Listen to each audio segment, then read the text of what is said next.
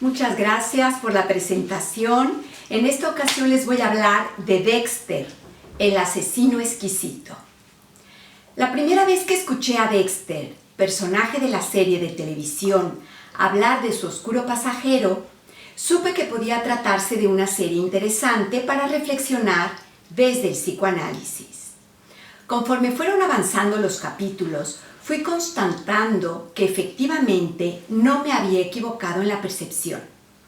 Hay un capítulo del que quiero hablar en especial. Es el capítulo 8 de la temporada 1, que se llama Secreto de Psiquiatra. En este capítulo, Dexter investiga una serie de suicidios de varias mujeres que tienen algo en común. Todas son bellas, poderosas, independientes y triunfadoras. Además de ser grandes mujeres, a las que podemos considerar exitosas, tienen algo más en común: su psicoanalista. Para poder investigarlo, Dexter decide ir al consultorio y hacerse pasar por su paciente. Esto lleva al espectador a comprender dos cosas muy importantes. La primera, que hablar desbloquea la mente. Puesto que hablar logra desbloquear en el mismo Dexter un recuerdo, la escena traumática del asesinato de su madre, que es el núcleo que desencadenará en él la pulsión asesina. Y en segundo lugar, que algunos sujetos tienen una gran insoportabilidad al éxito desde lo femenino. Esos sujetos son peligrosos, y más aún si tienen un lugar de poder frente a esas mujeres, como en este caso ser su psicoanalista.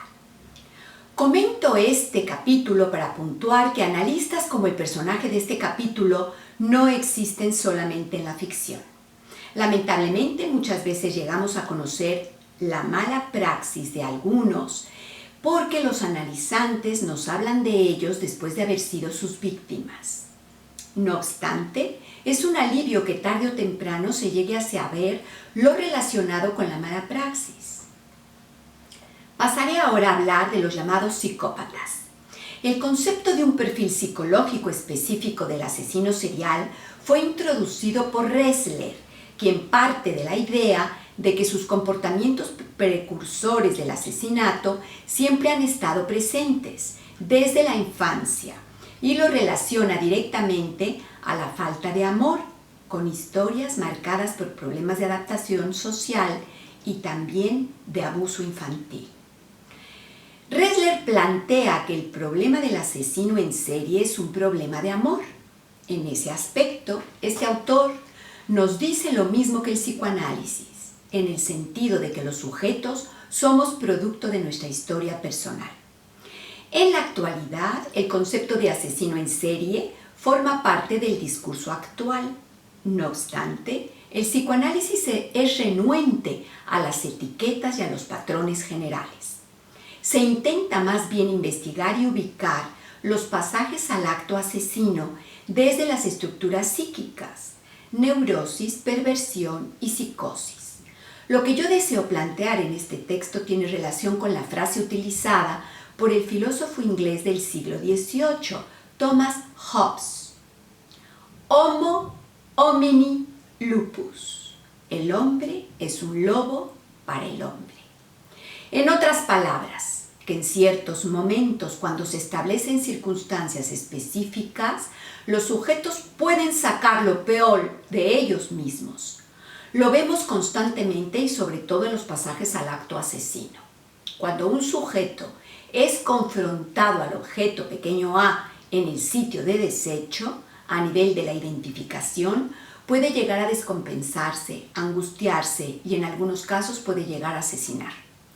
El pasaje al acto asesino es una pérdida de control y ocurre cuando el sujeto es confrontado a algo que le parece del orden de lo insoportable. El pasaje al acto y el acting out son dos cosas diferentes, aunque no están tan alejados uno del otro. Ambos son expresiones de una forma de repetición. El pasaje al acto es desde lo consciente. En el seminario 10, el de la angustia, Lacan dice que es un acto con sujeto, donde hay un otro a quien se dirige la acción. el sujeto experimenta 3 afirmaciones: el llanto del bebé, el no de la etapa anal y la transgresión de la ley del padre, que suele ocurrir en la adolescencia. Estas afirmaciones están del lado del acting out, porque es una manera de intentar aliviar la tensión de algo que es imposible de saber. En ambos hay pulsiones que se descontrolan, pero en el pasaje al acto se sabe. En cambio, en el acting out no se sabe. El oscuro pasajero de Dexter no es como el Dr. Jekyll y Mr. Hyde, sino más bien sería como el retrato de Dorian Gray.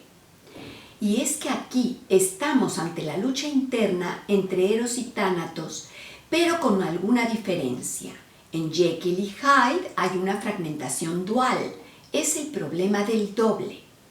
En cambio, en el retrato de Dorian Gray, de Oscar Wilde, de 1890, podemos ver a ambas personalidades conviviendo en un mismo sujeto, sin desdoblamiento corporal. La diferencia es que Jekyll desconoce lo que hace Hyde y necesita una pócima para que surja la personalidad oscura. En la vida real, el alcohol cumple esa función en muchos casos, pues desinhibe las pulsiones de los sujetos y desnuda la ira y la agresividad. En cambio, en Dorian Gray sí se sabe lo oscuro pasajero. Digamos que en Dorian ambas personalidades conviven en la misma persona. Por eso Dexter Morgan vive una vida doble. En el día es un forense que acude a las escenas de crímenes para analizar la sangre. Es un buen padre, un buen hermano, en su momento un buen marido, pero en la noche se convierte en un justiciero que con el código que le ha dado su padre adoptivo Harry asesina personas que entran en ese código. Podemos decir que empatizamos con él, algunos incluso lo pueden considerar un héroe. Se convierte en un héroe porque asesina de manera justa a quienes salen impunes por el sistema. Pero en realidad está saciando el hambre de lo que él llama su oscuro pasajero. La serie nos permite reflexionar alrededor de varios puntos vitales, sobre todo cuando Dexter habla con los asesinos que va a matar y ellos le regresan el reflejo en el espejo de lo que él mismo es.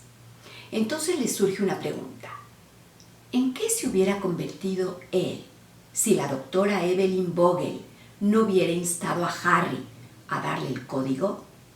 Esta pregunta nos pone de frente a todos nosotros, estudiosos del psicoanálisis, investigadores disciplinados de la mente humana, psicoanalistas cuyo análisis más importante es el propio, con ese mismo cuestionamiento. La pregunta que suele surgir al finalizar nuestro tratamiento analítico es: en ese momento, ¿ya tenemos nosotros conocimiento de nuestro oscuro pasajero personal? Y es en ese momento que surge. La pregunta es la siguiente: ¿en qué se hubiera convertido usted si no hubiera sido por el psicoanálisis? Muchas gracias.